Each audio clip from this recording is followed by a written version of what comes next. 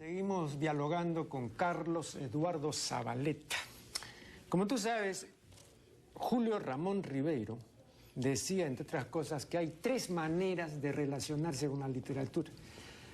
Vivir de la literatura, vivir para la literatura y vivir con la literatura. Él decía que su relación era esta última, ¿no?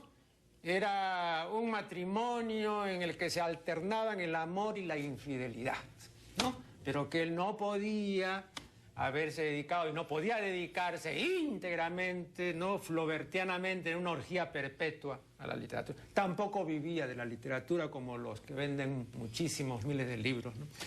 ¿De qué manera se relaciona Carlos Eduardo Zavaleta con la literatura?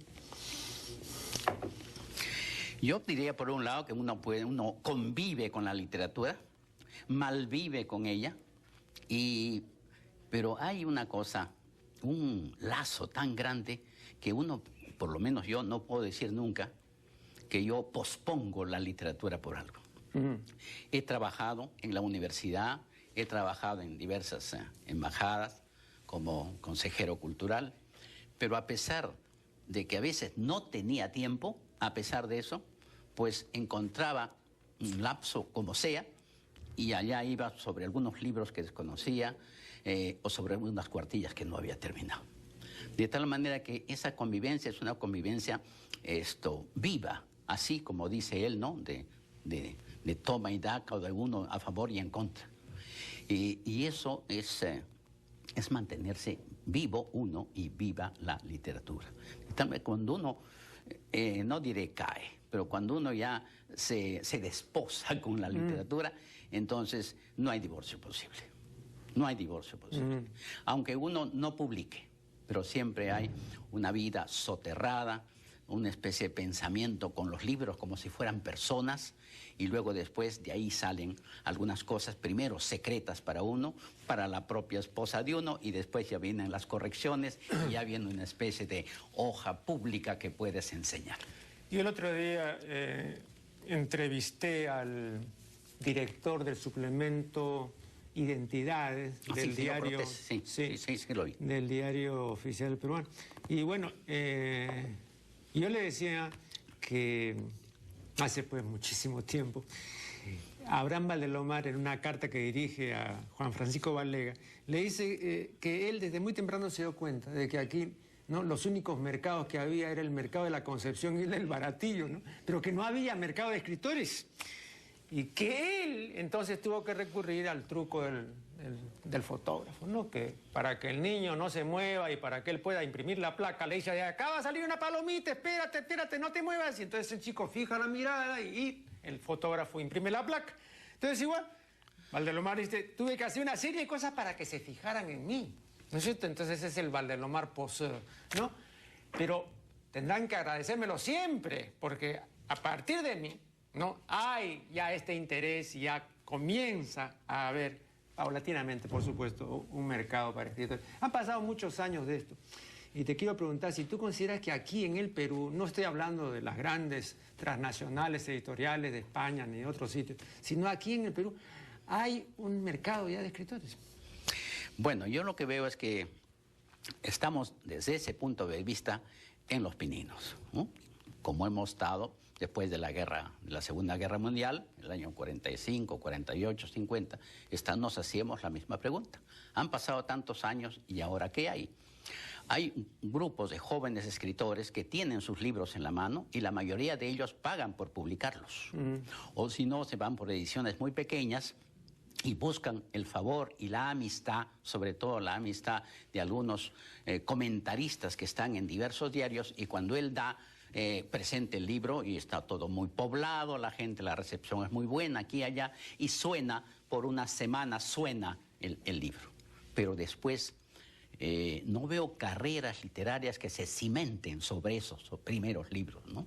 Algunos tienen que dedicarse a trabajar administrativo, otros a la televisión, otros a la radio, en fin.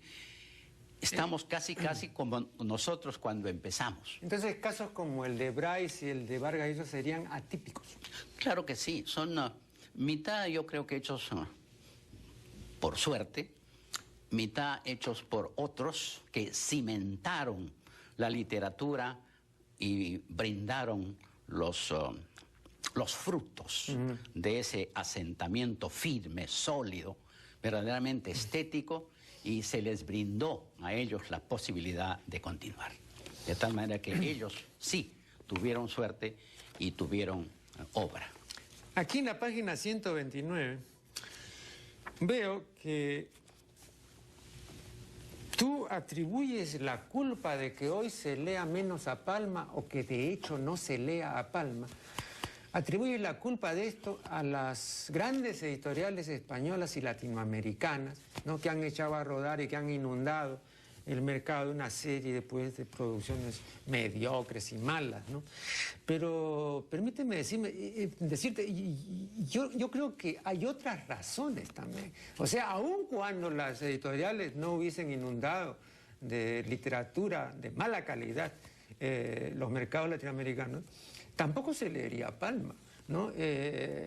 Ahora, digamos, los gustos, las orientaciones, la cultura de la imagen, etc., aleja a las modernas generaciones, ¿no?, de un estilo, de un fraseo, de un ambiente que les resulta completamente ajeno, ¿no? Entonces justamente también el otro día discutía con Cortés.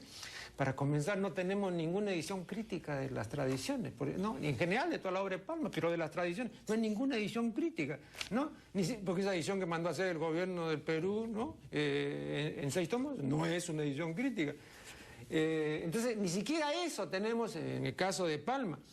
Y habría pues que dar una edición pues con notas, ¿no? Con una serie de cosas a pie de página para que la gente sepa, ¿no?, qué cosa significa soponcio o cuál es el sentido en que emplea Palma el verbo imponer, ¿no? En el sentido de entérese usted, impóngase la noticia, y por eso lo repetía a veces. Bueno, ahora no usamos ya esos términos.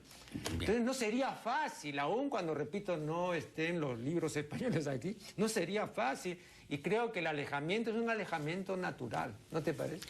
Bueno, cuando yo escribí ese artículo, no recuerdo exactamente el año que debe estar allí, año. Ajá, este es el 99. El 99. Sí. Y posiblemente está influido por lo que nosotros pensábamos dentro del Instituto Ricardo Palma.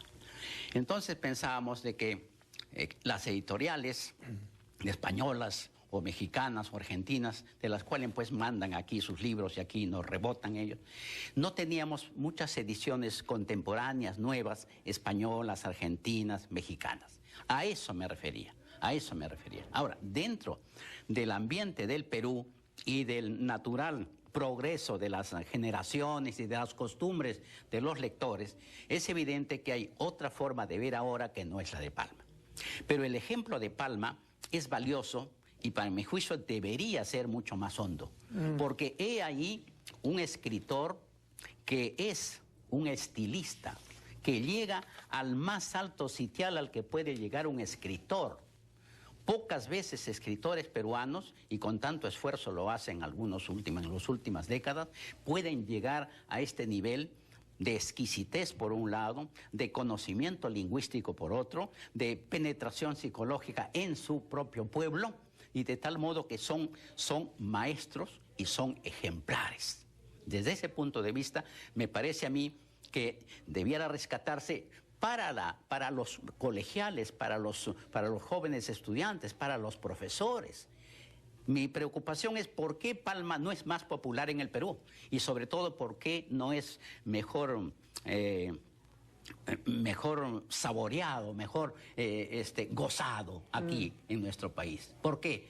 Porque ha habido una especie de alejamiento de este buen estilo, de este laborioso estilo, y no se ha escrito más fácilmente y la gente prefiere este estilo fácil, conversacional, que puede ser provisional. Para mí no es definitivo. Este es un gran autor que aquí nosotros necesitamos releer y releer. Y para terminar, últimas ediciones de él, evidentemente no han sido foráneas, extranjeras, han sido hechas en el Perú. Estuardo Núñez ha dado libros ejemplares. Por un lado, Palma Continental. O sea, Palma como autor continental, seguido por otros autores de distintos países. Enseguida, tradicionistas peruanos y latinoamericanos seguidores de él. Y así a su edad, 90 y tantos años, está dando estos ejemplos de devoción y de divulgación de Pardo. No, y tenemos además la primera entrega pues de Osvaldo Holguín, ¿no? Sí. Que es una obra considerable. Claro, pero hay que seguir la biografía ya. Tiene que también... Es que no teníamos tampoco una biografía de esa envergadura, ¿no? Osvaldo Holguín se ha dedicado a eso. Claro. Pero además, como tú dices, la edición crítica ya debe empezar porque todos los materiales están sobre la mesa. De esos 6 tomos que tú decías, y yo considero que son 8 tomos, ya debiera por lo menos hacerse una edición crítica, aunque sea solamente de las tradiciones, no de lo demás, pero ya sobre la marcha. Y sobre la tradición vamos a retomar este asunto en el segmento siguiente.